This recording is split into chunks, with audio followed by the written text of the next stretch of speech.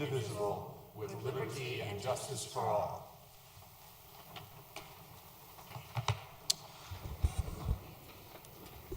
Thank you. Would the clerk please call a roll of the members? Zachary Urban, Present. Monica Duran, Here. Tim Fitzgerald, Here. Christy Davis, Here. Janice Hoppy, Present. Leah Dozeman, Here. Larry Matthews. Here.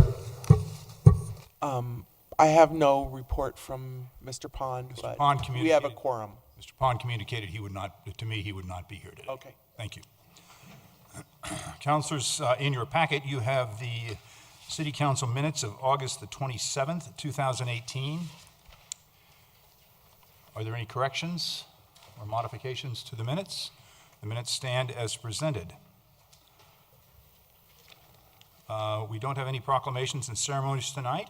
We will move to citizens' right to speak. When you come to the podium, if you would please adjust the microphone so we can hear you. We want to get all of this on tape. Give us your first name and last name, spell your last name and your address, and go from there. And I believe you have 3 minutes. Jerry Tullio is our first speaker, and Dick Orcutt on deck.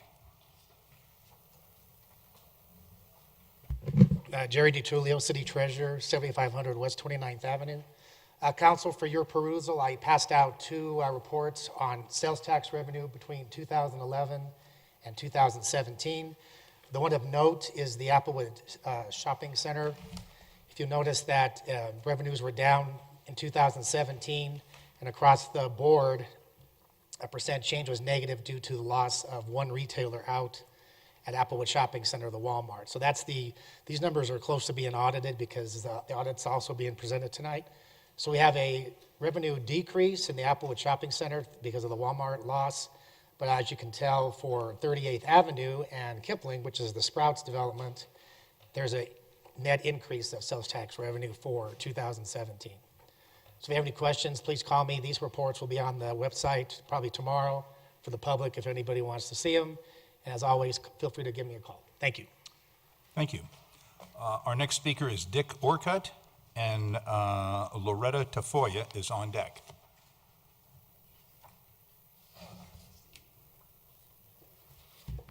Dick Orcutt, 10033 West 30th Avenue, Wheat Ridge, Colorado. You have seen me over the past few months a few times. I can assure you tonight is slightly different than my previous visits. I'm here to make a point of clarity for the record. I'm here to express personal appreciation, and I'm here to offer an apology. It's been slightly less than a year when I first learned that the baseball field at Anderson Park was on schedule to be demolished and replaced in a larger plan for the Anderson Park renovation. I got involved in this because I had from the beginning an extremely strong feeling that the baseball park was a good asset for Wheat Ridge, had been for many years and could be for many years in the future, that it was proper and in place as it should be at Anderson Park and was an asset to remain at Anderson Park again for the ongoing future use of the field. Primarily for youth, and as it currently is for adult baseball. My posture, if you'll remember from earlier meetings, was that my goal was to see the field salvaged with or without lights. Naturally, I preferred it be with lights. Never in the course of the last year did I stand to directly benefit from the outcome of this. I have played on that park many years ago. I've coached on that park for many years. And the last 30 years of my life, I've been highly involved with collegiate baseball. We do not use that field. Under its present form, we were probably not scheduled to use that field. But I was not here before you in the past nor at any other time during your voting decisions based on any personal gain. I hope that that was clear in earlier meetings. I was here because I truly believed in the bottom of my heart that it was the right decision to leave that field in place for the enormous number of people that can use it now, and we'll use it for potentially generations to come. Naturally, I was delighted that over the course of the time that it evolved, that we were able to maybe see a broader use on the field. But point of clarity was that this never was a personal gain. It doesn't affect, if Anderson Park wasn't there, I'm not sure that it affects my life personally. I love the park, and the baseball field is part of the park, but I had no personal gain. My efforts and in coming before you was for the good of Wheat Ridge and the good of people in Wheat Ridge.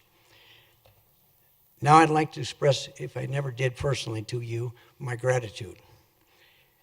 For those that supported this along the way, and for those that kept an open mind to reconsider their thoughts, and in some cases maybe even alter their thoughts. I appreciated the council's activities and watching you in action. It's a thankless job that you do, and it's like a referee, you're going to never make everybody happy. Naturally, in this case, I'm glad that our pursuit turned out in our favor, but regardless, I had a great appreciation for watching you work. And I do thank each and every one of you for the time that you spent, for leaving the door open for ongoing conversations, and to reevaluate and consider over a long period your final vote, which again did come our way. Then I'd like to make an apology. I think the apology is maybe directed to Cindy Davis in particular, who 2 weeks ago, can I take 10 seconds? Who said that she felt we had asked for we'd been given an inch and asked for a mile. My apology is to her and any of the others of you who felt that way and didn't verbalize it. I think our apology is that we didn't do a better job of explaining that last-ditch effort at having evaluation for a slightly higher grade of lights. It merely opened the opportunities for potentially a wider use of the field, which maybe never would have come anyway, but I think our approach could have been handled better, and I apologize. Thank you. Our next speaker is Loretta Tafoya with Dorothy Archer on deck.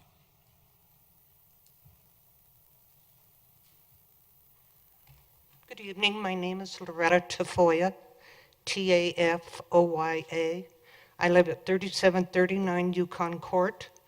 My neighbors and myself were just found out when we came to the meeting this evening that the process we need to do is to go to the building department. Our issues are with the Yukon Court Street from 38th down to Lucky's Market. That used to be a dead-end street. Now it's opened up to not only delivery traffic, but traffic from the shopping center. It's a lot of volume. They're speeding. There's no stop sign. Stopping traffic as they're coming out of the parking lot. We have children on our street, elementary school children, and it really is a problem. It's difficult to back out to leave our parking spots, and also the turn signal on 38th and Yukon Court. If you're trying to make a left-hand turn onto Yukon Court from 38th, I've sat through 3 light cycles before people will let you turn. It's very difficult to make a left-hand turn. It's a flashing yellow light, never a green turn light. And I've been informed we need to go to the planning department, Yes, ma'am. or is that who? I believe you could see either Mr. Ken Johnstone and his department in planning and community development would be able to give you more detailed information on remedies or other things that may be possible. Okay, thank you. Thank you so much. Our next speaker is Dorothy Archer and Ralph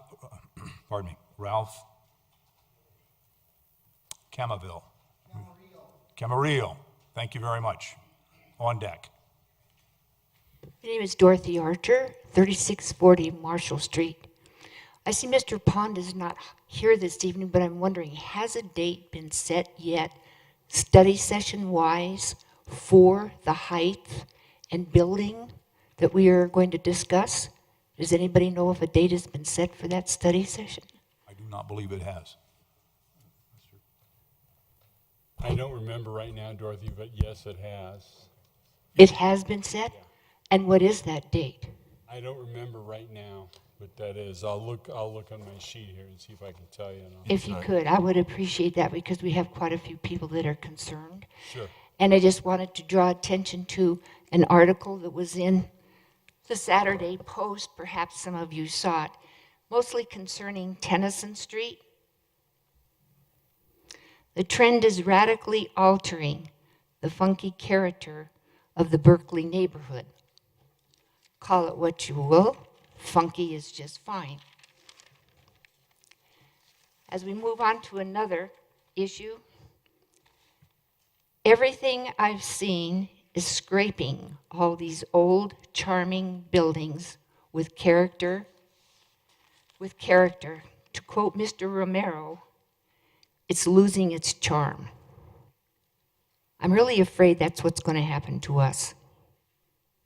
Nobody said much about Upham or Corners or I forget what the street is on 42nd where you're going to have 80 townhouses and 300 on Clear Creek. I am gravely concerned that you are not going to take into consideration how important it is to leave our residential areas intact. We do not have to be North Prairie, Cherry Creek. We do not have to be what's happening to North Denver. I point out again and again,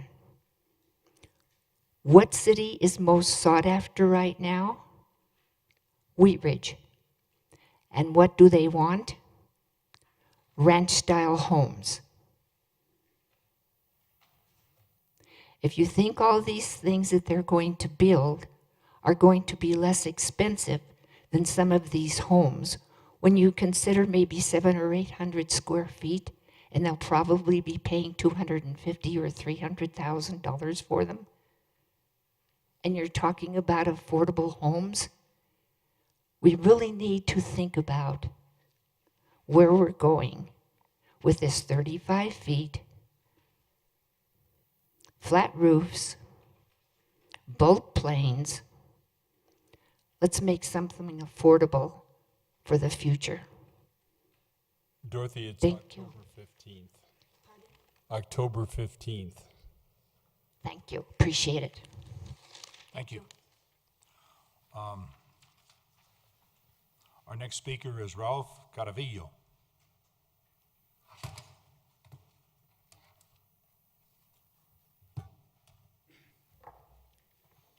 I'm Ralph Camarillo. I live at 3741 Yukon Court. Camarillo, Camarillo. I just want to reiterate the concerns that Loretta had.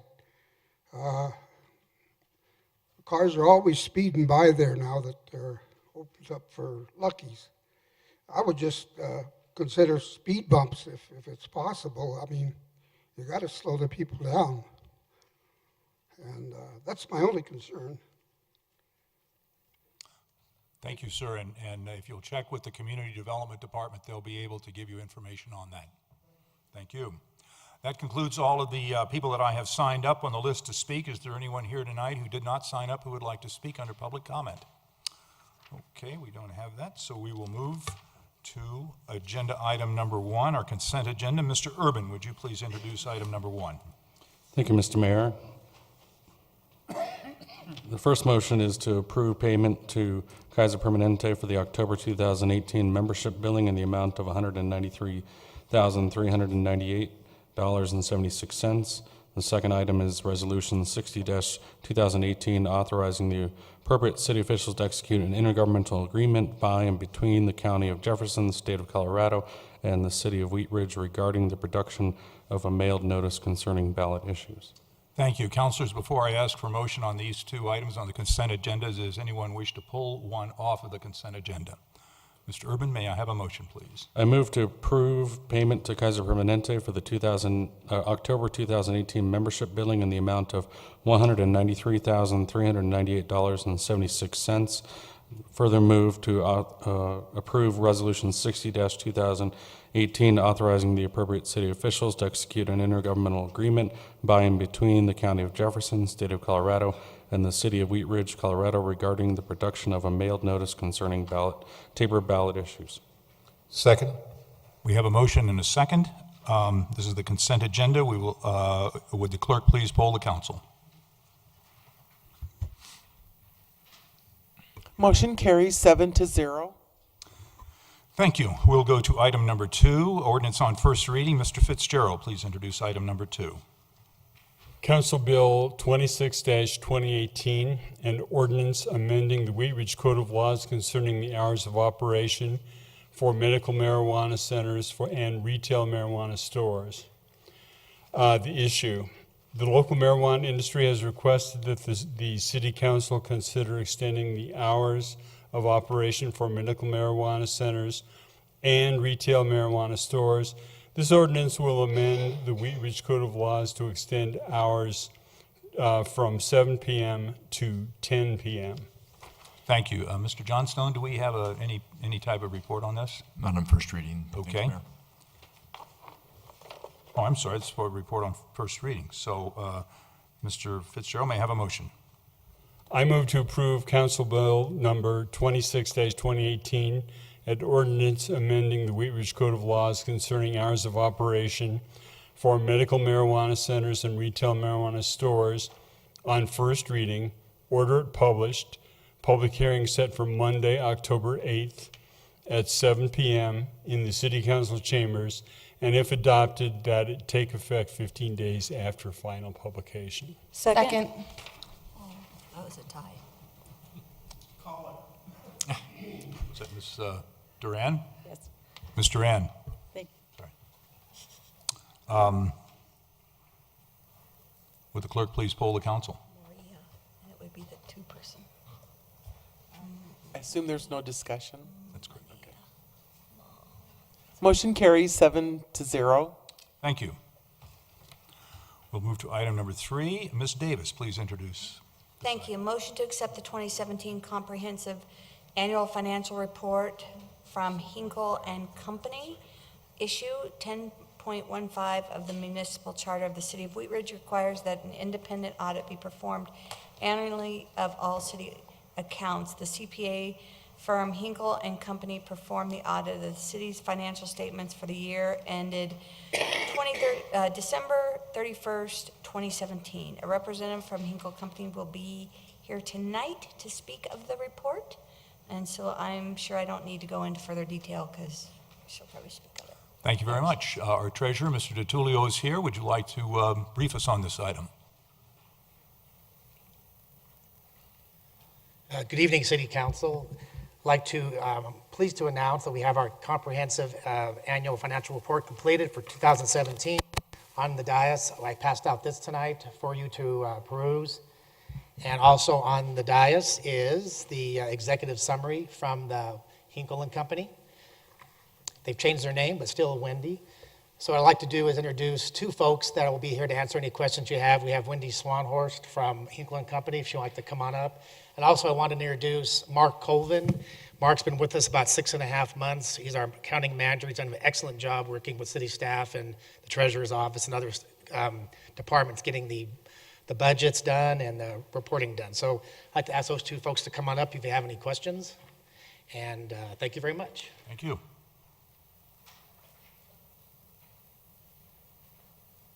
Good evening. I'm Wendy Swanhorst with Hinkle and Company. I'm just going to tell you very quickly what it is when we do the audit, but I won't take a lot of your time. I think I've told you before that this report that you see, the financial statements and the complete report, all of these numbers come from the accounting records at the city. Mark's in charge of those. And then this letter we give you, and this tells you what we did during the audit and what we found. So within this document, you will find our audit opinion. tells you that we think all of these numbers are fairly stated in all material respects. And that's what you guys, as the governing board, ask us to do. And then our other responsibility is if we identify significant deficiencies in your controls, and that simply means that the numbers could become misstated or fraud could occur, and your processes would not catch those. But the good news for you is that we did not identify anything that rises to that level. You know, as Jerry mentioned, you've had some turnover in your finance department, but I thought the audit went pretty smoothly this year, thanks a lot to Mark's efforts. So no real significant issues to bring to your attention. Thank you very much. I will open it up for questions from council.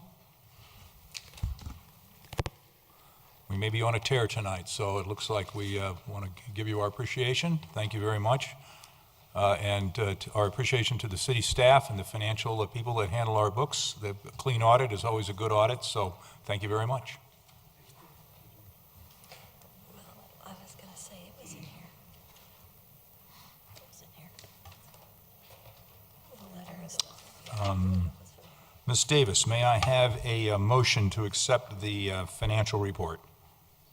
Yes, thank you. Sorry, I was flipping through things. Leah threw me off. I move to accept the 2017 Comprehensive Annual Financial Report from Hinkle and Company. Second. We have a motion and a second. Is there discussion on the motion? Seeing none, will the clerk please poll the council? Oops, sorry. Motion carries 7-0. Thank you. We will move to item number 4. Ms. Dozman, would you please introduce item number 4? Yes, thank you. So resolution number 57-2018, a resolution amending the fiscal year 2018 general fund budget to reflect the approval of a supplemental budget appropriation in the amount of $500,000 for contractual building division services. At issue, on February 12, 2018, City Council approved a contract award to Charles Abbott Associates Incorporated to provide contractual building division services. Approval of that contract represented a change in the city's business model for how we provide building division services. Is that good enough? That's fine. That's great. Mr. Johnstone, do we have a report on this? Yeah, I'll try and be brief as well in the spirit of Ms. Dozman's introduction. So we have been under contract with Charles Abbott and Associates for this full-service building division services model since February 12th council approval of their contract award. That went into effect, I think the first day that we were actually using them fully was March 5th. In the council action form, we've summarized the terms of the contract in terms of how we pay for those services, how we reimburse Charles Abbott. As I'm sure council recalls, it's a tiered pricing structure such that as prices or revenues go up from the 3 different building permit fees that they get paid from, the percentage share back goes down. So it starts at 68% for the first 60,000, it goes to 60% for the second 60 to 100,000, and above $100,000 it goes down to 55%. So we think that's certainly an attractive pricing model for us. On average, what that's resulted so far is an effective rate of about 60% is what we've been sharing with them on a monthly basis based on that tiered structure. And our average monthly bill thus far this year has been $107,000. We're estimating by the end of the year, because it's been a very busy year, as is summarized in the council action form, that we will have costs with Charles Abbott by the end of December of about $1,217,000, and we're requesting a supplemental budget of $500,000 to cover those costs. A couple things to note. In the 2019 draft budget that you have in your possession, for the 2018 final numbers, so we're estimating that we'll have approximately $580,000 in additional revenues in those building permit revenue sources over what was approved and adopted in the 2018 budget. And then I'd also note that those are very conservative estimates and does not include a permit that we have. We actually have the checks in the safe, I think, right now, because We have a large commercial permit that's ready to be issued. They've given us the checks. We're just waiting on some final contractor information, but that's about 1.25 million in additional fees. And again, that's not included in those revenue estimates where we believe we'll have at least close to $600,000 in additional revenues in the building division. So we believe $500,000 is a good number. We've estimated that we'll need probably closer to 430, 440, but those are certainly estimates, and we've got several months to go. So we're asking for $500,000 in Resolution 57 in a budget supplemental. And glad to answer questions. Thank you. Questions for Mr. Johnstone? I had one. The financial end of the business is one thing. How do you rate the public service that we're providing with Mr. Abbott and Associates? I believe it to be a very high level. I mean, I think, you know, I'm not out in the field interacting with them. I've gotten certainly positive feedback. I'm sure we never bet 100%, but we try our best. I think internally, the business model has been a good one to the extent that, you know, we generally have had staff stability with them now. They've been able to bring in people for permanent positions, so that's a good thing. It's a good thing for our contractors as well. But at the same time, when they have vacations, whatever issues come up, we've had people come in from out of state to cover our needs. So we maintain that high service level in terms of the next day inspections that we've always guaranteed. I think the way it has been a significant advantage in terms of customer service levels is in regards to plan review. They do a lot of plan review over the counter, in-house, as time allows with their inspectors and with the chief building official. But for bigger projects and more complicated projects, they farm that out to their plan review experts across the country, and that results in significantly improved turnaround times. For us, when we were doing plan review internally, you know, for big projects, you'd have to carve out days really to be able to look at those plans, and that was challenging with internal staffing, whereas you can get a really quick and quality plan review when you send it to a plans review person in Sparks, Nevada, and they're working from home remotely, looking at electronic plans and turning those plans around very quickly, several weeks quicker than we would be able to do. So we've been achieving about a 2 to 4 week plan review turnaround, where we used to quote 8 to 10 weeks for commercial plan reviews. Thank you. Mr. Matthews. Thank you. That had been my question, so I just made one up. And I don't want to start a lot of discussion on this tonight, but something that we may want to consider for the future. Our inspection fees and permit fees, could you give us the cliff notes on how we've determined those amounts and if we're market-based? Sure. As far as our surrounding communities and communities our size? Yeah, I do believe we are. Those permit fees, I'm not going to be able to quote them with specificity, but they're based on valuation, and we accept valuations that are submitted as part of building permits. Those valuations need to fall within certain ICC established construction costs. So based on the type of construction, the valuation needs to fall in the appropriate range of what a project like that should cost. But in terms of how we benchmark those, we're not the absolute lowest, but we're very close in terms of how we compare to other Front Range cities. And we have the exact same fee structure as about 3 or 4 other jurisdictions. Inglewood, Littleton, I think Lafayette and Louisville all have the same fee structure. So we benchmark ourselves to them. Thank you. Ms. Dozeman. Thank you. Have we created any standards for continuity and interpretation of our policies or the code? Or have we worked towards maybe assigning one inspector to a job? Okay. Yeah, we have, and that's a great question, Ms. Dozeman. It's, you know, there are some nuances to the codes, right? I mean, they can be interpreted differently. They're not as black and white, I think, as some building professionals maybe believe them to be. And in order to do that, during the throes of the storm, it was challenging because we had, 6 to 8 inspectors out there, and it was hard to be consistent and still have a efficient routing for the day and that sort of thing. But now that we're in a more stabilized model, yes, the permit techs are instructed to keep the same inspectors out on each individual job site, so that if you're making a call at rough that needs to be consistent when you get to a final inspection, that consistency is there. Thank you. Any additional questions for Mr. Johnstone? Pardon me, thank you. Ms. Dozeman, may I have a motion on this item? Yes.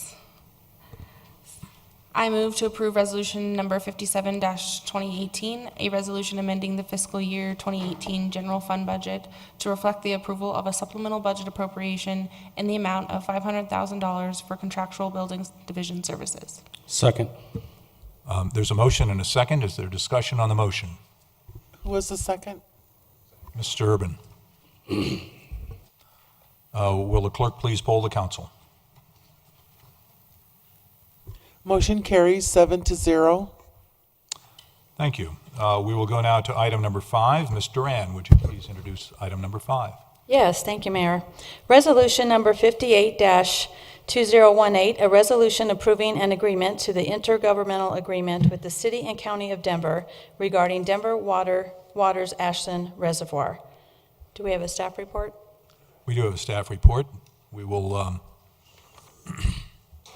believe Mr. Westberg has a brief presentation for us, maybe medium size. Brief or fast, one of the two.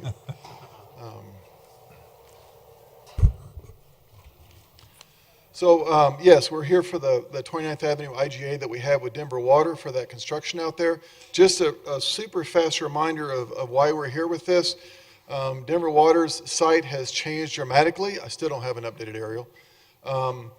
It now looks like a colored version of that black and white drawing. It looks pretty good out there. There's one change in the middle of their site where they kept the pump house that wasn't in the original plans. We were going to straighten 29th Avenue, and then Edgewater approached us and wanted to go ahead and extend the work to Kendall Street as they've got some water line work and some other things happening. So that's why this project's been delayed. It was supposed to be built this year, even last year. Back in 2017, on May 22nd, the council approved a previous version of this amendment to the Denver Water IGA, but because of some different reasons back then and then ongoing, we're sort of back approving it again. They never approved the version that we approved and then sent to them. On July 2018, we met with Denver Water staff to talk about the resurfacing of 30th and Fenton Street. When they first started their project, we were worried about all the truck traffic tearing up our streets, and so they did a pavement condition report on all of the surrounding streets. Several streets are actually in better shape now than they were then because we happened to overlay them between them starting their project and now. Two of the streets, 30th and Fenton Street, were in worse shape than they were. 30th in particular started out, and I don't know what it means, but there was an OCI, I'm not even sure what that stands for, but it's a condition index of the pavement, was at 76 and now it's at 34. So there was a definite degradation in the surface on 30th and Fenton Street started at 34 and now is at 11. So it's definitely needs to be fixed. We received word that Denver Water wanted on August 13th that they wanted us to pay for the resurfacing for a couple of different reasons. We had met with them previously and talked about, Fenton started off so poorly and now it's even worse that it really doesn't seem fair to make Denver Water pay for the entire overlay of that because it started off so bad. It was in the point it needed to be overlaid anyway. We didn't because we knew they might tear it up even more. So that's kind of where we landed on that. And then on August, that was in the July meeting we talked about doing that. On August 13th, they basically said, nah, we just want you guys to pay for milling and overlaying the streets. And then, so we've revised the IGA accordingly, and we sent that back to Denver Water, and they've approved the language now with us paying for milling and overlaying the streets. So the special use permit that we had with Denver Water back in, I believe it was 2012, when they first started their project, said they were going to repair any damage to our streets. So that seems pretty black and white and cut and dried. Again, back in July, we sort of agreed to cost share that because Fenton started so poorly. And we hadn't decided what that cost share was going to be. They were going to take that information back to their upper management and talk about that. Again, in August, they said, nope, we're going to make you guys pay for it. And there were a couple of reasons for that. Number one was they paid almost $300,000 in use tax because of the materials they brought in to build their project, which is something that was in the IJ. The other one was that they preserved the pump house that was out there. For those of you that have driven by 29th Avenue, it's a very neat-looking building. I would have loved to have had that in my backyard. But it's a very cool, really old building that was just a pump house, but like they did everything back in the 1900s, they made it cool looking. They spent $80,000 sort of repairing the foundation and then doing all that wall work around it and all the things to make it blend into the side and all that kind of stuff. It was just, if you remember what it looked like before, it was just sticking up in the air like something strange.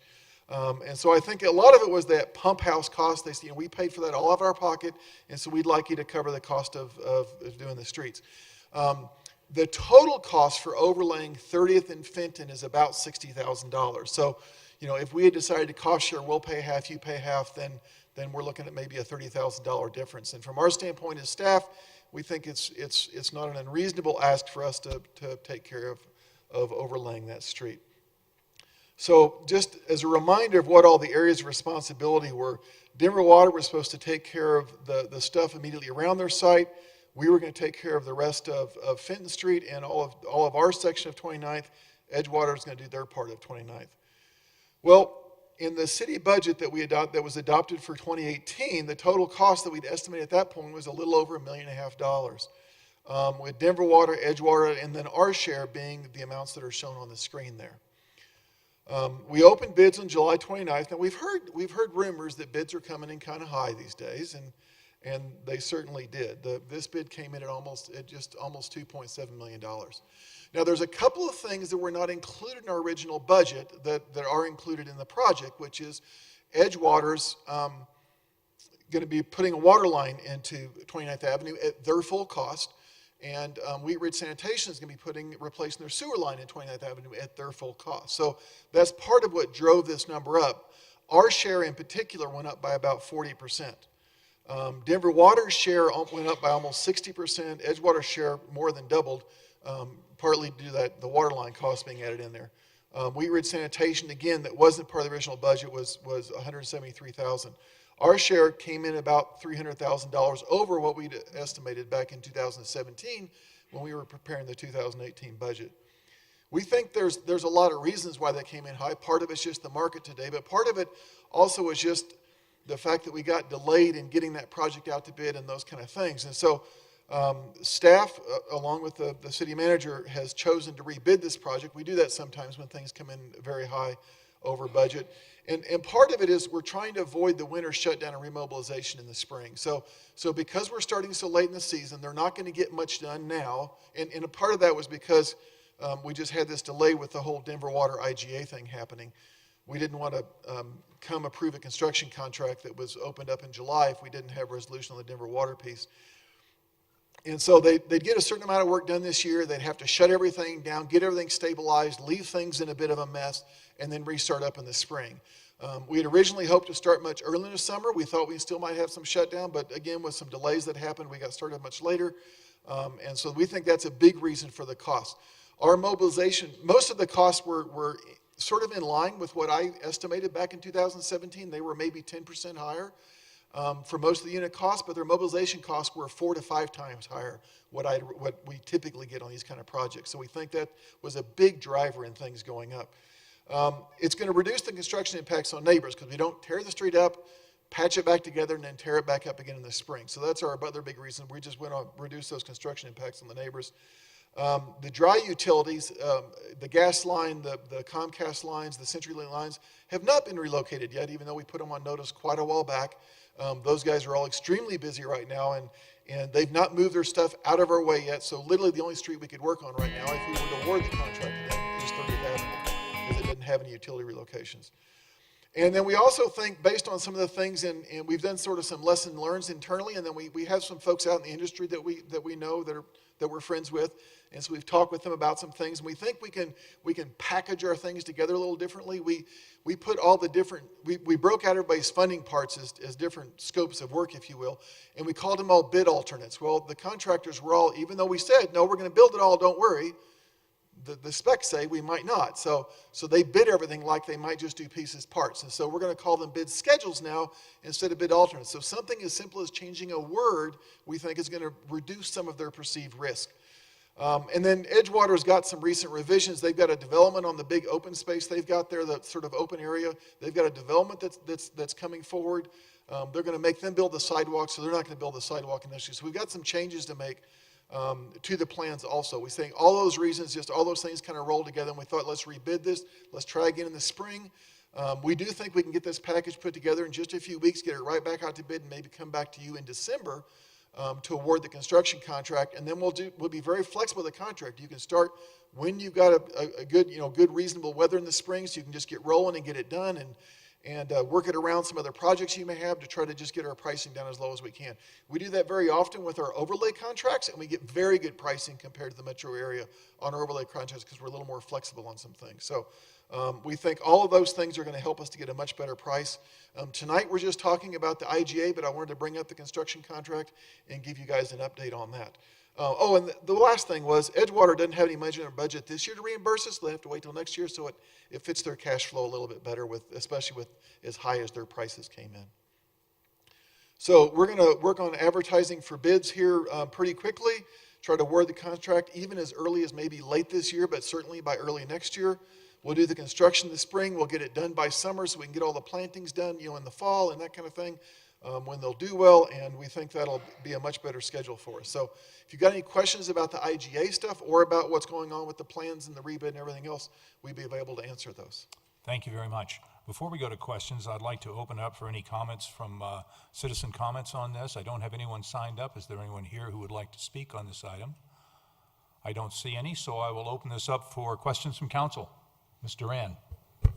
Mark, does that cost include the work we're going to do on Fenton going north? Yes. So that total cost, which with this contract was going to be almost $2.7 million, was doing the streetscape on all three sides of Denver Water, plus milling and overlaying 30th and Fenton, and then doing all the work on 29th from Kendall all the way to just east of Fenton. Okay, so will Fenton have parking on that north side? Yeah, we're going to widen that street on Fenton Street. We're going to widen the street by 2 feet so that all the parking that occurs there today, it'll be just a little bit easier to drive through. That street currently is 2 feet more narrow than what our standard is. And so by getting that 2 feet added, it's going to make that a much easier thing for people to get through. Okay, great. And are we still planning to remove that light that's there and make it a four-way stop or a two-way stop? It becomes a two-way stop. Okay. Yeah. All right, thank you. Mr. Matthews. Are the other participants on board with this plan? Yes, we've talked to Denver Water, and they're all very supportive of trying to rebid and get the prices lower.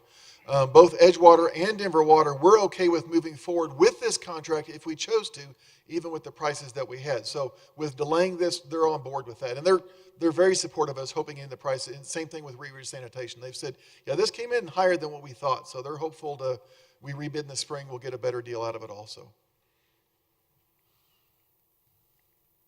But actually, we're rebidding it this fall. Yes, rebidding this fall, building next spring. Building in the spring. Thank you. Yeah, yes, sir.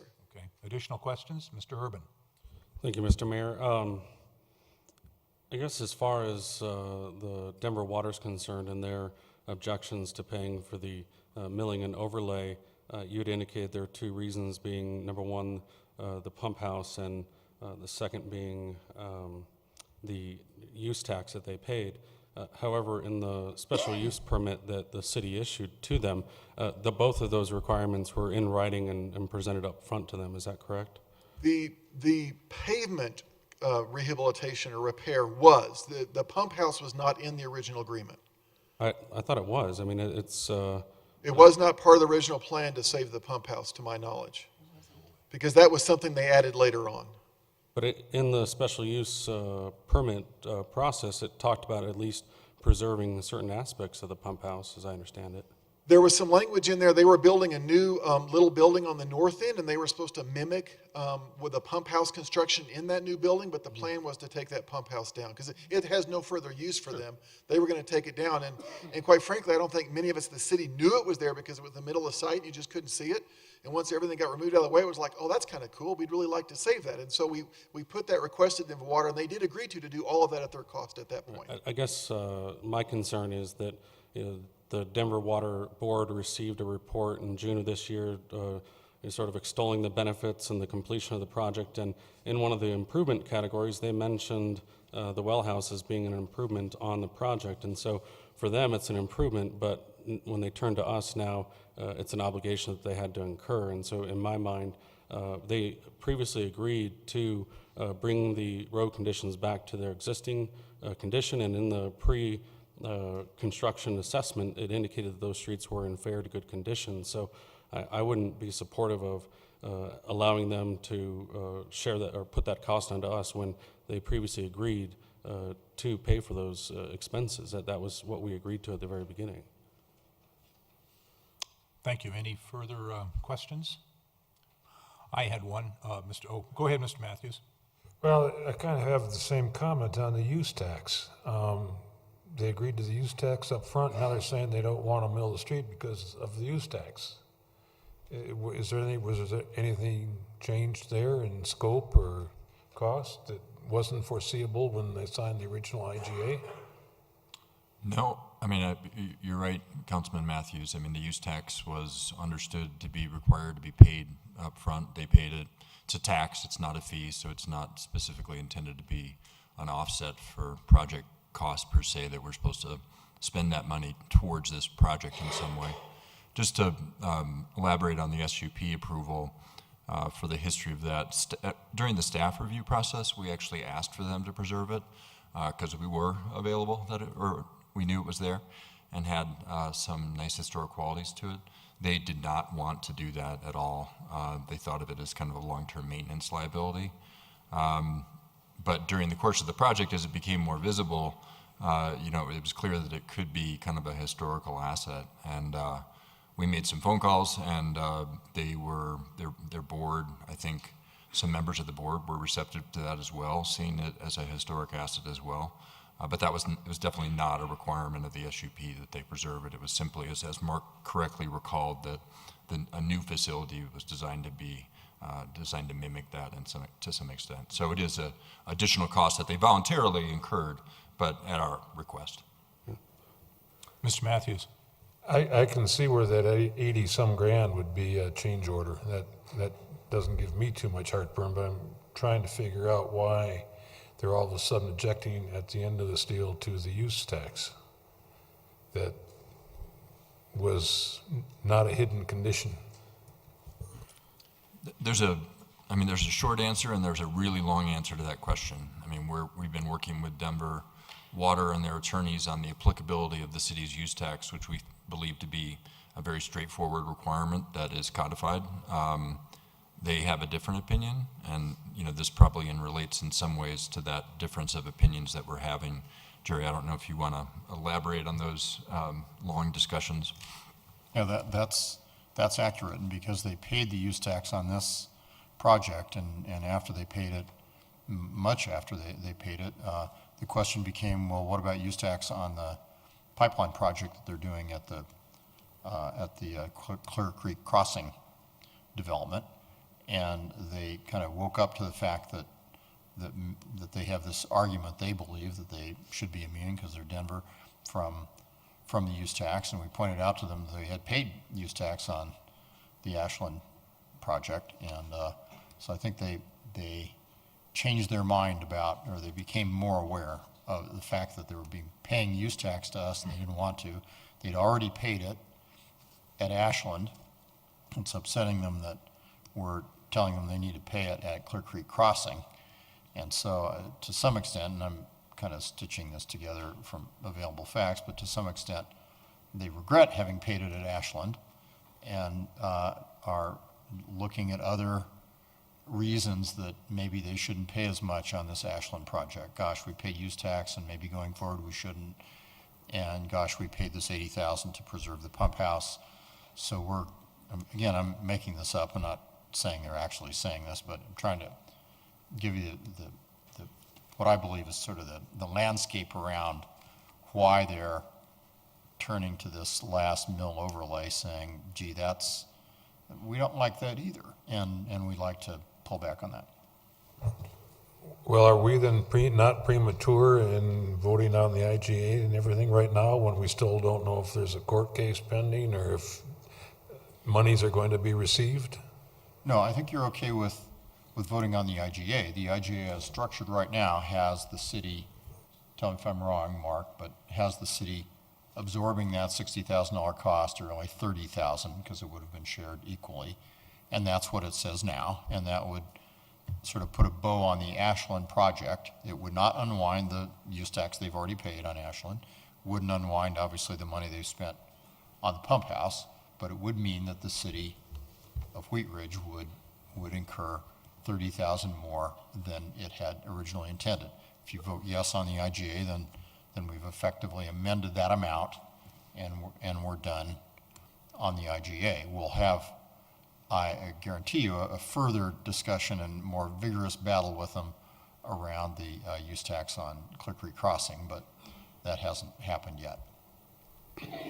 Mr. Mayor, I have another question. Mr. Urban?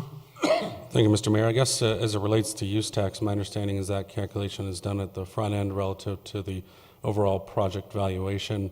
Is there any consideration for reevaluating that calculation at the end of the project when that valuation may be different? Major projects such as that are often audited, sometimes by the city and sometimes by the entity that holds the permit, so Denver Water in this case. Mm-hmm. So that is a possibility. I don't know if either of those parties have made a determination whether it will be a project that's audited, but given that it's a big project, that wouldn't be uncommon.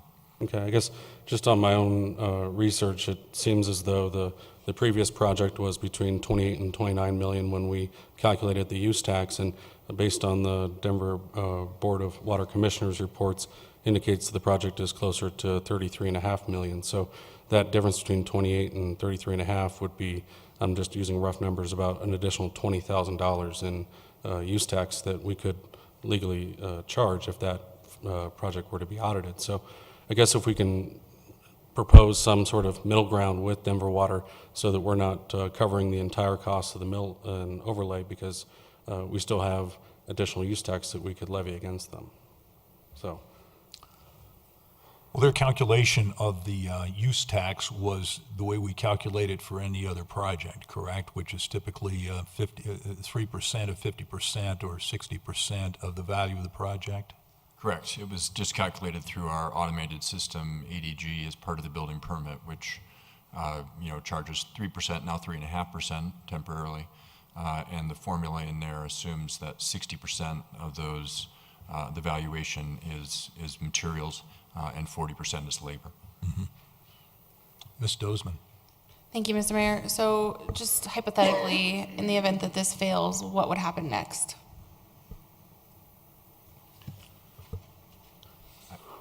Well, we'd communicate to Denver that the basis for its failing, which I think we could understand from this discussion, and probably go back to them and say, the IGA did not get approved because of your refusal to pay the milling amount that was in the original SUP, and you need to either say yes, you'll do that, or come to us with some other proposal.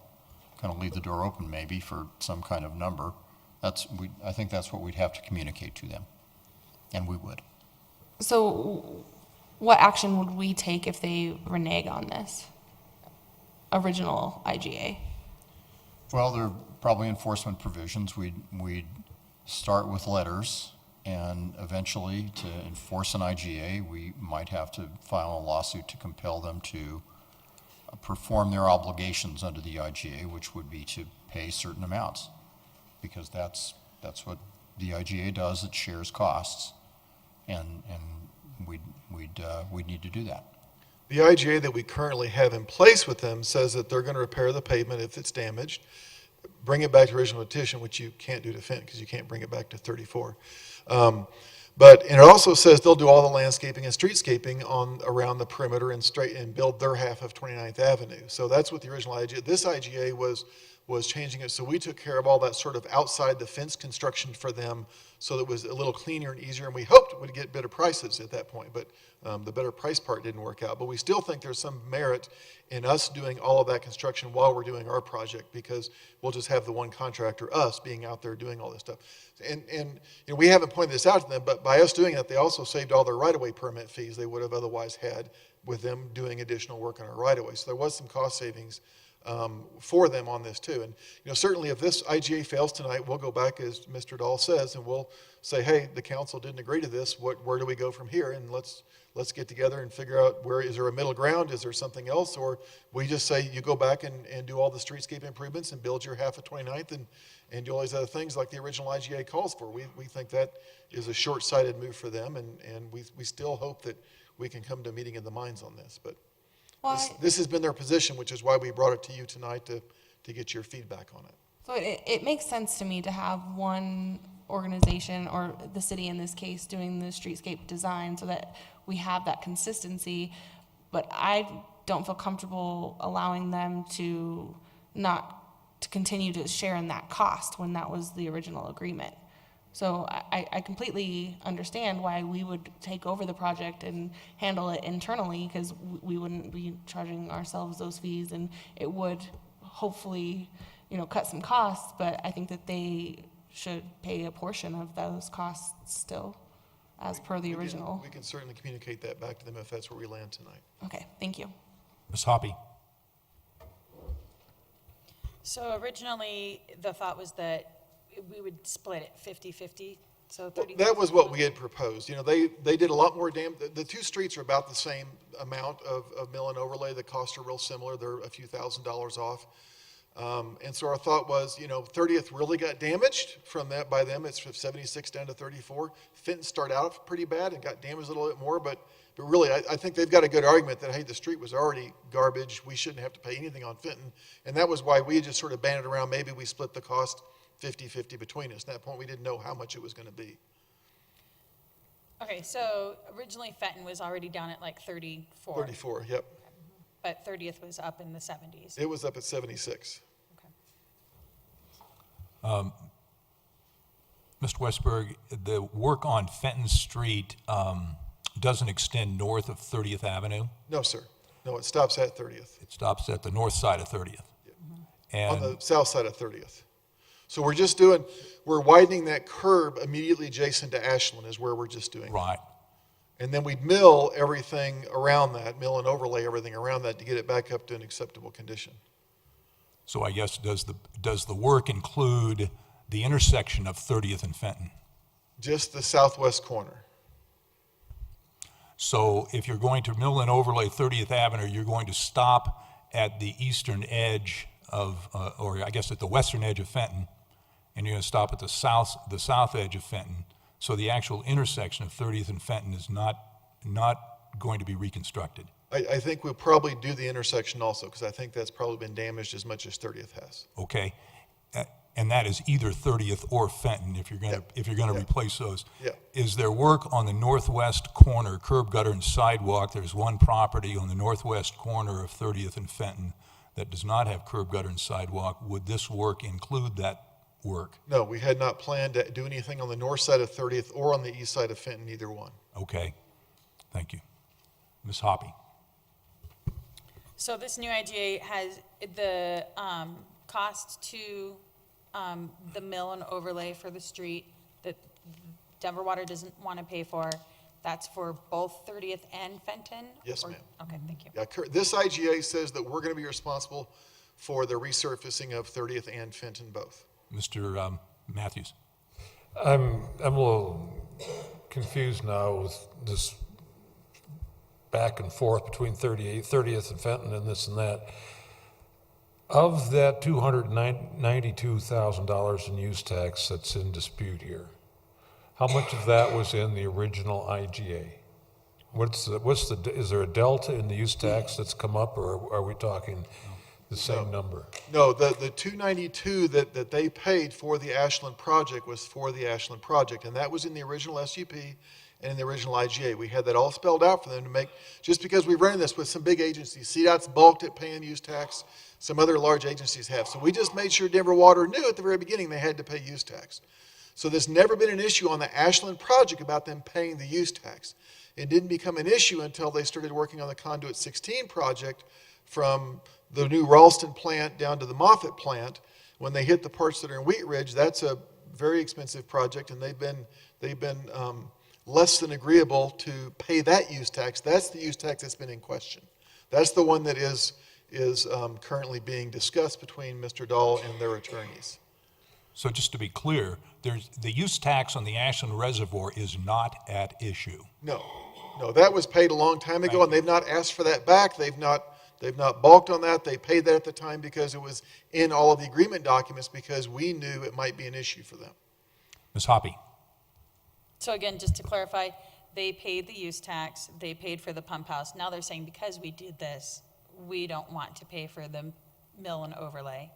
And was there any conversation of, okay, well, 30th was not in bad shape, and so we'll do Fenton, you guys do 30th? Was there any conversation about that?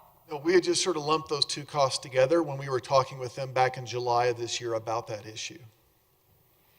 Mr. Urban.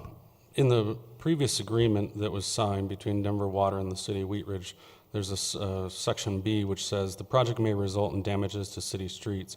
Prior to the commencement of the project and upon completion of the project, Denver Water shall have an independent engineering firm approved by the city perform a pavement condition analysis with the form of analysis approved by the city on city streets that are along the project's truck haul route and work areas, and it goes on from there. So as it relates to the post-construction pavement condition analysis, has that been done? Has the city received that? Yes, the numbers I've been quoting are from that second report. Okay. So Kumar and Associates did both the initial evaluation and the follow-up evaluation. They finished that in, I believe it was July or August, about the time we were talking with Denver Water about this. So that's what prompted the conversation. So they're trying to close out their permits that they have with us on the Ashland project. And so it's okay, let's get this pavement condition report done, see where we are. They did that and said, okay, you guys really messed up 30th, you messed up Fenton too, but it was already pretty bad shape. So, hey, since we're going to be in there doing our project anyway, what if we add the mill and overlay to our scope of work so that, again, it's one contractor, one entity doing it, and you guys just reimburse us and say, well, Fenton was already pretty bad. Do we really have to pay for all of Fenton? Like, okay, well, maybe we split the cost in some form or fashion. Let's get it in the IGA. Let's send it back to your group. And this is about the same time that all the use tax stuff on the Conduit 16 project started sort of blowing up or rearing its head. And they've just been a little less than agreeable to deal with lately as compared to previously. Yeah, and I guess the reason for doing that pre-assessment was to show, and the report says that generally the roadways addressed in this pavement condition assessment were in fair to good condition, with the exception of Fenton. So I don't think it's unreasonable for us to request to share the $60,000 with them, split it down the middle, or, my preference would be to require them to pay it per what we've already agreed to, but I'd be willing to split the difference with them to get the water flowing. But Mr. Westberg, if we did not approve this amendment to the IGA, then Denver Water would have the right under the contract to go and do the work that they were entitled to do. Is that correct? Yes. So we would lose our ability to be the contractor constructing the whole project. We would part and parcel this thing out. Is that correct? Yes, except that we're not starting construction right away, so we do have some time. And we can go back to Denver Water and say, hey, our council did not like the fact that you guys want us to pay for all of the mill and overlay. They think it's fair that we split the cost down the middle and you pay half, we pay half, and we can talk with them about that and see where we land. And if we make some progress in that regard, we can bring this IGA back, slightly revised possibly, in December when we hope to bring the construction contract back to you, or early January. Or if they just say, no, this is where we're going to stand, and if you don't like it, then we're going to go out and do the stuff, in which case we say, well, then you got to pay for mill and overlay because that was in the original SUP. So we certainly have some time to continue to talk with them. We had just reached an impasse as staff and thought it was appropriate to bring this to you now to let you know where we were and how you felt about it. And if you want to approve it the way it is, we can certainly do that and move forward with getting the plans done and starting construction. If you want us to go back and continue to negotiate with Denver Water, we can do that also. But they would have the right to go ahead and say, well, okay, we'll pay for the overlay. We'll go ahead and complete our work, which includes going to the center line of the street, and so Wheat Ridge would be cut out of a single contract to go and do all of that work. Yes, they could do that. And they'd actually build to the center line of the new street, so it would not even be at the edge of asphalt of the old street. So it's going to be a very awkward situation Okay. if they decide to go down that path. Okay, Mr. Fitzgerald. Mr. Westberg, do you think that the deal that's been negotiated is a fair and equitable deal and the best deal that you guys can negotiate? I think we as staff has gone as far as we can go with this. They have pretty much drawn a line in the sand for us. I don't know what their plan B is. If we say no to this, if you decide not to approve this IGA as it's written right now, I don't know what their plan B is. We haven't asked them that. I think they're Denver Waters. They said, here's our line in the sand. We're not going to pay for that mill and overlay. Their language back to us was pretty explicit about that. I think this is an entity we do business with. We've got another big project obviously going with them right now. But we're neighbors and we will always be neighbors. We have many water districts that do business with Denver Water. It doesn't seem to me like it's a wise thing for us to blow up this deal over this amount of money. I mean, I'm not saying that it's an insignificant amount of money, but it's certainly going to take up time and delay progress if we blow this up and you have to start all over again. Mr. Matthews. Thank you. I'm still lost. They've already paid $292,000 in use fees? Yes, for the Ashland project. Okay. So what's the additional burden on them by participating with us in this 50-50 split or whatever? I mean, I'm trying to figure out where the additional cost is and what the actual delta is, because they've already paid us, but now they're saying they don't want to pay us. No, they don't want to participate. They don't want to pay for the resurfacing costs, which they see as an additional cost. We don't. It's part of the original SUP. They're supposed to pay it. I think maybe they've and you know, it's possible too that because their part came in 60% higher than what we'd all originally estimated, that kind of threw them for a loop too. Well, that's life in River City. No one ever, right. Because oil prices, you know. Yeah. Because I had more price on a project doesn't mean anyone cut me any slack. Right. So I'm trying to figure out what dollars are we actually discussing here? If we proceed forward, what's the delta? $30,000. I think really the delta is they fixed up the pump house, which is a nice amenity. I've got to tell you that when we were designing, talking about the design and the project, the little brick pump house got great brickwork on it, and they did a very nice job. Spent $80,000. And so I think really the difference is not the use tax. The difference is that we spent $80,000 to do the pump house. Can we offset that by not contributing $30,000? And the use tax is just their hot button issue right now. So that's what they brought up, the fact they'd also paid.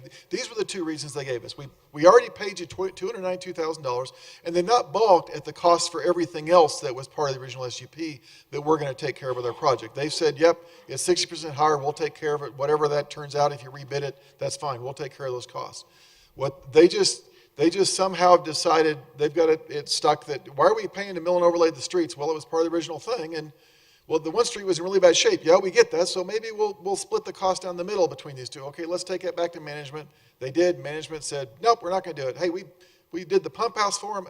They're being a little bit petty, quite frankly, at this point. But it's just, in my mind, that's just my own personal opinion of what's going on right now. But it's not a giant amount of money. It's 1% more or less of the total cost of this project, so it's not a giant amount of money. And from our standpoint, with the reaction that we've gotten from Denver Water, this is their line in the sand, and we can call their bluff, if you will, and say, nope, we're not going to do this. Let's just, where do we go from here? Council thinks it's reasonable to split this cost, to share the cost down the middle, and see if they agree to that. If they do, then great, we'll come back with an IGA later on and get that approved and move on. If they say no, I'm not sure again, I don't know what their plan B is. We haven't had that conversation with them. Ms. Davis. So I hear what everyone's saying, and I hear they did pay a lot of use tax for the project, to work on the project. I do know at the time with the pump house, there was discussions around, at the time, the city wasn't going to use it for anything, and, oh, well, it's nice, it's historical, but, oh, we don't really have any money. Oh, well, so, the fact that they did put in a lot of money to restore that pump house, I mean, yeah, I think you have to give them a little credit for that. And so I think this is one of those things that it was, okay, so they didn't, whip up an IGA to say, oh, you owe us, for us, this extra expense that we did on all this brickwork and those types of things. But I think it's something I think as a council we need to consider. I don't want to use the term poke a sleeping bear, but I do think that they worked on some things that were kind of outside of the scope per our requests. And I think those are just some things we might need to look at, and do we need to think at that and say, does it sort of offset? I'll remind council that we are in One or the other. we are in a questioning of the city staff on this issue. Oops, We're going to have an opportunity to debate the motion if we get to a motion. So, and we've spent quite a bit of time on this one. Well spent, I think, but Ms. Hoppy. Okay, so just to make it real clear in bullet point, they spent $80,000 on the pump house. They don't want to pay us $30,000 on the mill levy overlay. The $30,000 to $60,000. The total cost is 60. We sort of thought it was fair to split that cost. So yes, that's $30,000. yes. Yeah. Yep. Ms. Duran. Thank you. They did go above and beyond because I know that we had requested and asked to save that pump house, and they did an awesome job. It looks nice over there. It's a nice feature. So I think trying to split hairs over $60,000 for me, it's a no-brainer, and I don't have an issue with giving them the $60,000. It's that simple. Plus, we need to be business-friendly here, and we are going to continue to have a relationship with them. Ms. Dozman. Thank you. So I actually feel like it would probably be a higher quality project if we did have one contractor and it was under the purview of our community to conduct that project. But how do we make sure that this doesn't happen in the future and that this doesn't set a precedent for them to be able to renege on an IGA that we set in place before a project starts, and then they can come back and say, well, here's a line in the sand. Now we're not going to do what we already agreed to do. So how do we learn from this and make sure that this doesn't happen in the future? Well, a couple of things.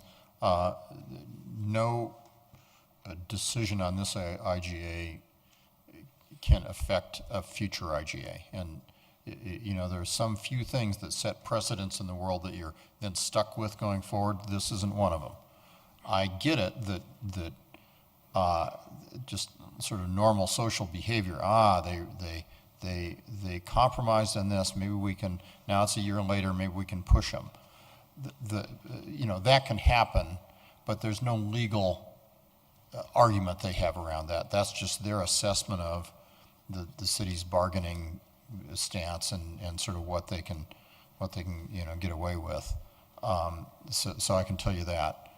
I am certain that the question of use tax on the Clear Creek Crossing project will get heavily debated, and I think that it may even get litigated. So from my perspective around this, I recognize that this IGA amendment doesn't implicate the use tax they've already paid on Ashland. But I do think that it is probably more in the city's interest to put a bow on the Ashland project and have that finished such that we're in as good a position as we can be when we really do have to arm wrestle hard on the use tax on Clear Creek Crossing. What I wouldn't want is there to be some kind of reopening, if we're failing to agree, reopening of the Ashland use tax payment. That was a big payment. To be honest, we're using that as kind of a precedent for them, kind of hitting them over the head with that, well, you paid at Ashland, you need to pay at Clear Creek Crossing. And I kind of, they've already paid. I think it'd be very difficult for them to open this up, but the longer this lingers, and you understand sort of the strategy and tactics now around what I'm saying, the longer this lingers, the the more I worry a little bit about that really good argument, you paid, and we're done with Ashland, being able to use that later. So that's a consideration for you as well, I think. Thank you, Mr. Dahl. Before I close discussion, is there anything else? Mr. Anton, may I have a motion? Yes.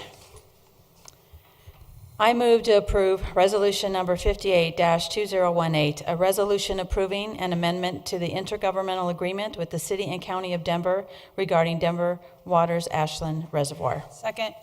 We have a motion and a second. Do we have discussion on the motion? Mr. Matthews. Thank you. I'm concerned here too about keeping this in an orderly fashion if we're going to start doing some horse trading here. By my way of thinking, they should have submitted a claim for $80,000 for the pump house. We asked them to preserve it. They didn't want to. That would keep that contractually kind of SOP, standard operating procedure. And then we deal with the mill and overlay as a separate issue and instead of starting to try to horse trade. Well, you pay for this, I'll pay for that. I'd just rather see them give us a change order for the pump house. We ask them to do it. If the numbers are correct and have not been inflated, we pay it. Even if it costs us a little more, it's the right thing to do. And then deal with the mill and overlay as a separate issue and move on down the road. Thank you. Further discussion? Who was the second? Ms. Hoppy. Thank you. I just had a technical issue. So. Mr. Urban. Thank you. In the actual amendment to the IGA, in the opening paragraph, it indicates 2017 is the year that it's being signed, and then it indicates the previous agreement was dated on the 13th of September. It was actually dated on the 10th of September.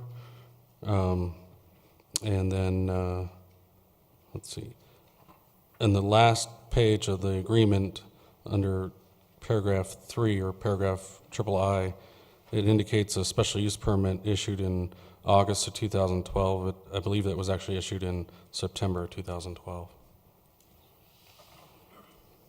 We'll make those corrections if it gets approved before we send it back over to them for signature. Thank you. Will the clerk please poll the council?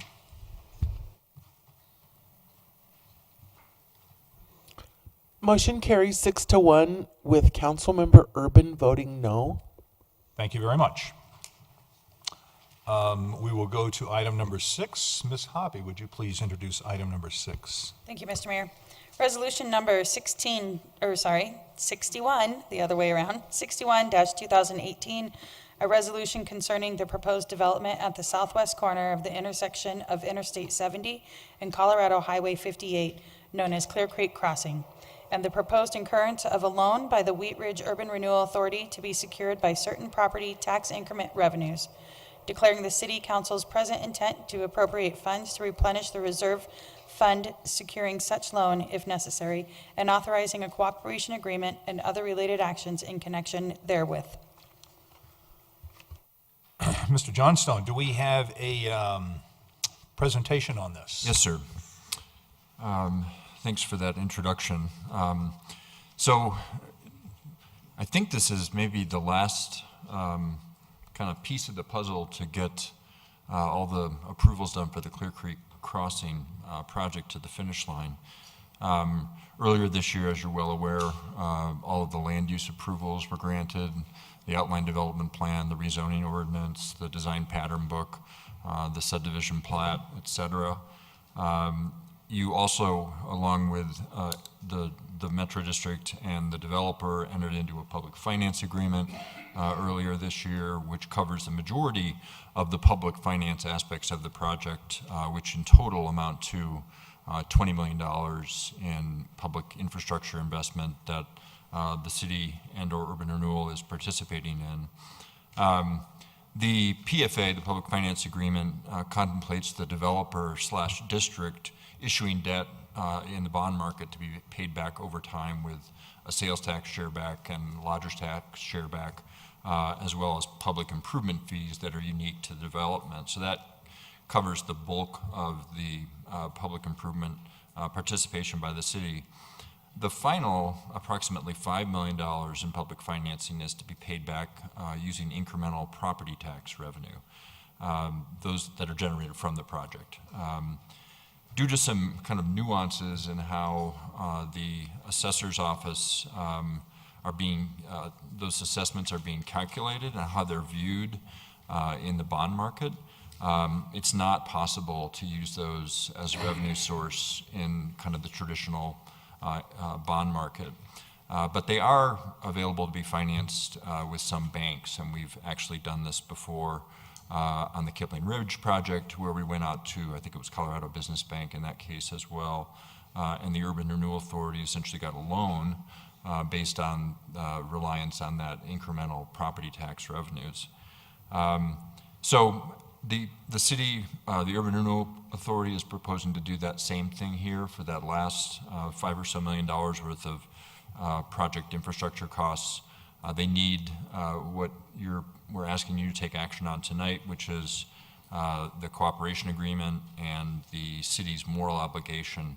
And I'm going to have, in a moment here, Sally Tasker, who's our bond counsel with the firm Butler Snow, go over exactly kind of what that is and isn't, and what City Council would be kind of agreeing to and promising if you approve this resolution this evening. And again, we have done this once before for a lesser amount, but with the Kipling Ridge Sprouts project over at 38th and Kipling. So there is that precedent for it. But with that, I'll turn it over to Sally to elaborate on some of the legal stuff. Good evening. Sally Tasker with Butler Snow, and we are serving as bond counsel. And the Rockies took the lead while you were all debating that. I just want you to know that's what I was checking out. As you know, with this project, the Wheat Ridge Urban Renewal Authority is going to be getting a loan from Colorado State Bank, and they are going to be funding an additional $5 million of improvements. The loan will cover most of that, it's our understanding, but they may also be putting in other funds to the project. But they also entered into a project fund agreement or public finance agreement with the developer in the district. So their obligation was to come up with this money, and they do have a term sheet, and we have loan agreements, and they're going to take out a loan. And as part of that, there's going to be a reserve fund. So this loan's going to be repaid from the property tax increment coming from the project, but the bank is requiring a reserve fund, and it's in the amount of about 10%, so about $637,000, $500. It will be funded from the proceeds of the loan, and it will be available if the tax increment is not sufficient. They will draw on the reserve fund to pay back the loan. And what this resolution they're asking the city for is if it is drawn on and there aren't other revenues of the Urban Renewal Authority to replenish that reserve, then there would be direction to the city manager to come to the city council, and at your discretion, would you consider replenishing that reserve fund back up to the $637,500 amount? If you did, under the cooperation agreement that you would also be approving by this resolution, that would be a loan that you are making to the Urban Renewal Authority, and it would be repaid on a subordinate basis to the loan. So you wouldn't get paid before Colorado State Bank, but as revenues continued to come in and they had other revenues available, they would pay back that loan. So a couple things: you are not obligated. It is not a debt. It's not a Tabor obligation. It is something that the market looks at as beneficial to have this. There's certainly public offerings that have this type of thing behind it. The rating agencies do give credence to what we call a moral obligation resolution or replenishment resolution. So it is significant. And the bank is not going forward with this loan if they don't get this. It's in their term sheet. I mean, we could go back, we could talk to them, but right now their credit committee is looking at the project, and there's no revenue stream at the moment, as you know. That there's also going to be capitalized interest that they will be funding. So they will take the loan and they will borrow 3 years, of interest to pay it back. Then the principal will start in 2022. So the bank is counting on that the project will be successful.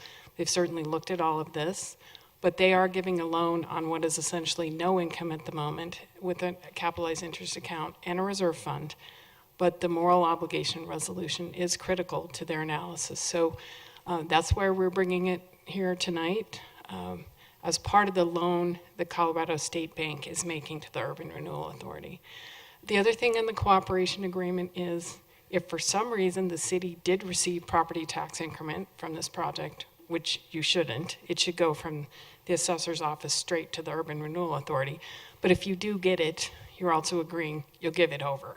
So that's basically, this is a pretty straightforward cooperation agreement that says that if you do replenish the reserve fund in your sole discretion, the URA will pay it back from this property tax increment revenues on a subordinate basis.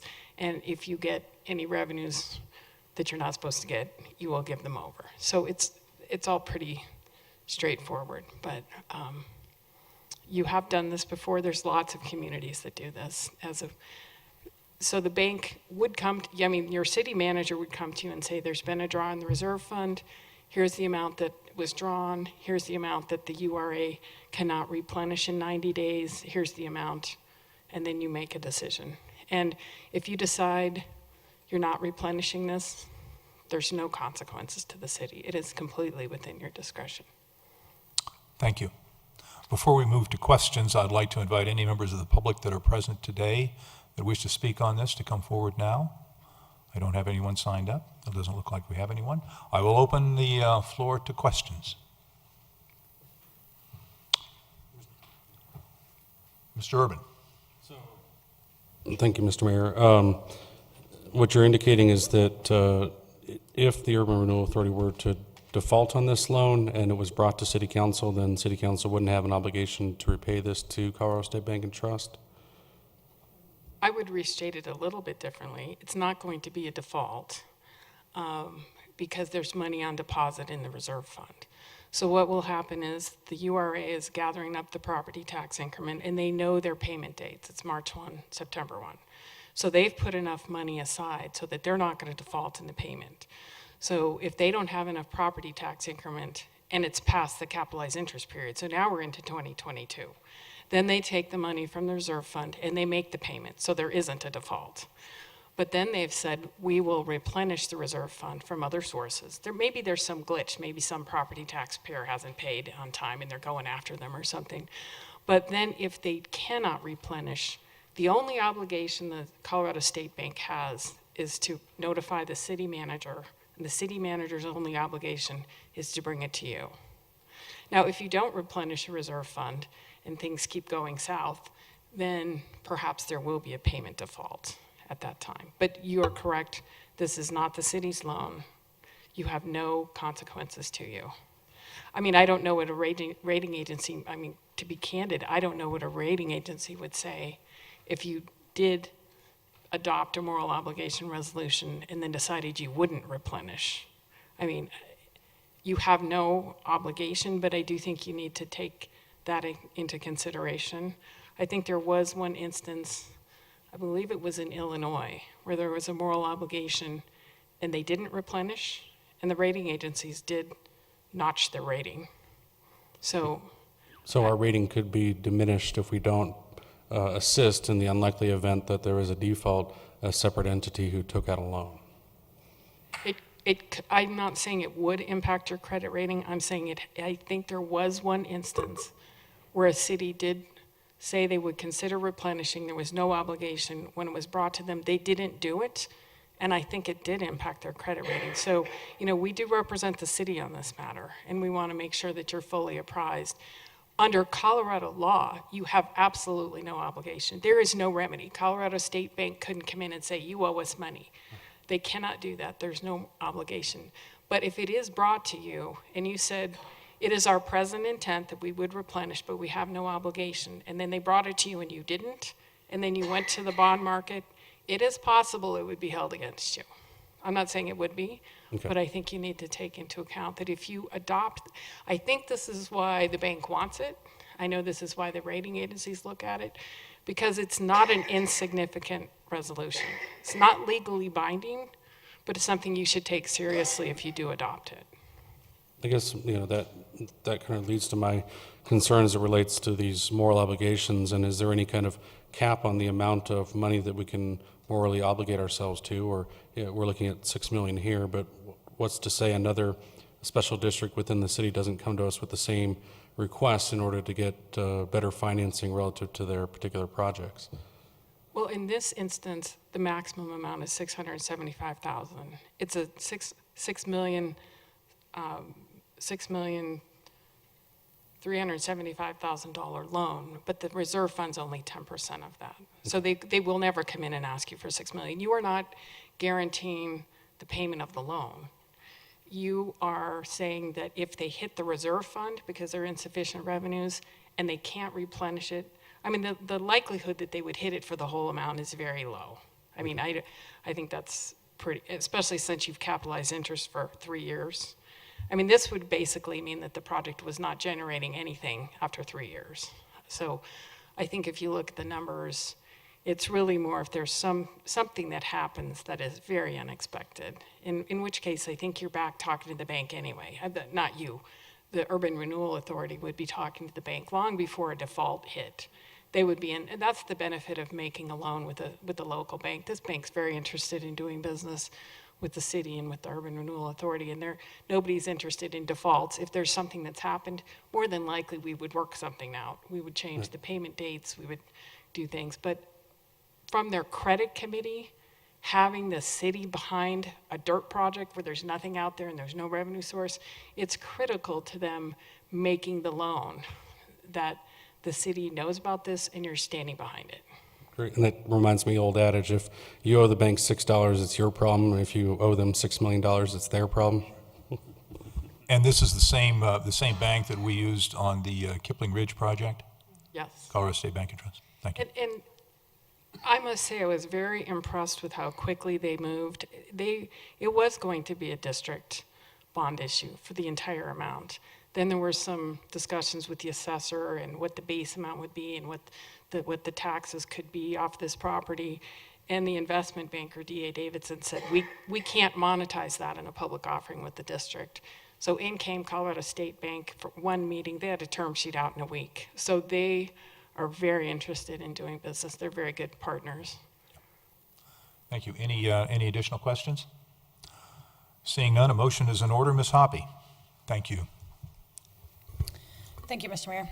I move to approve Resolution 61-2018, a resolution concerning the proposed development at the southwest corner of the intersection of Interstate 70 and Colorado Highway 58, known as Clear Creek Crossing, and the proposed incurrence of a loan by the Wheat Ridge Urban Renewal Authority to be secured by certain property tax increment revenues, declaring City Council's present intent to appropriate funds to replenish the reserve fund, securing such loan if necessary, and authorizing a cooperation agreement and other related actions in connection therewith. Second. Second by Mr. Urban. Any discussion on the motion? Will the clerk please poll the council?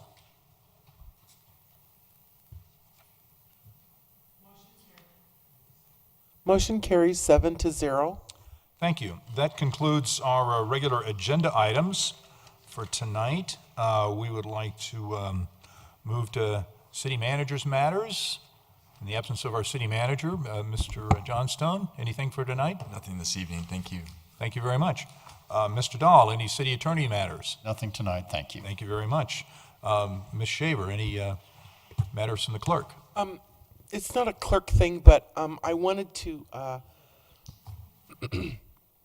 it's kind of a public service announcement. There was a law passed by the legislature this last session, and they created a new fingerprinting system. And as of today, businesses and people who need to get fingerprint for their businesses need to know that the city of Wheat Ridge will no longer be doing that service because would be against the law to do it. And so if fingerprinting is something you need for your business or your employment, there are several places around the state that do it. And the way to find that is to go to coloradofingerprinting.com. speedbumps.com. There's a website, and it's not a real interesting, exciting announcement, but probably something that someone out there needs to know. So I wanted to pass that on. Thank you very much. We'll start on my right, your left, with Ms. Duran.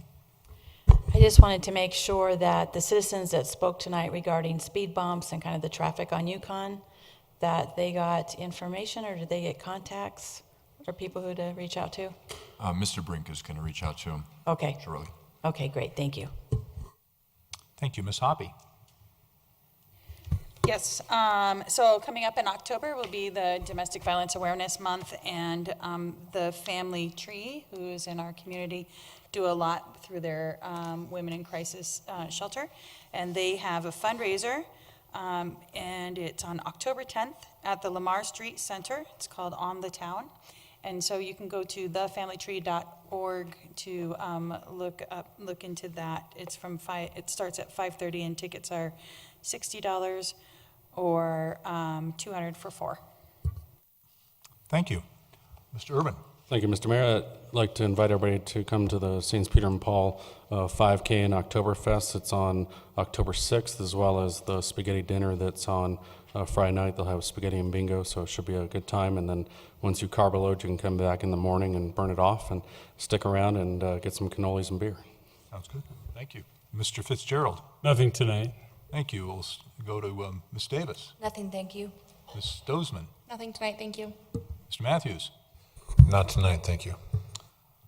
Thank you very much.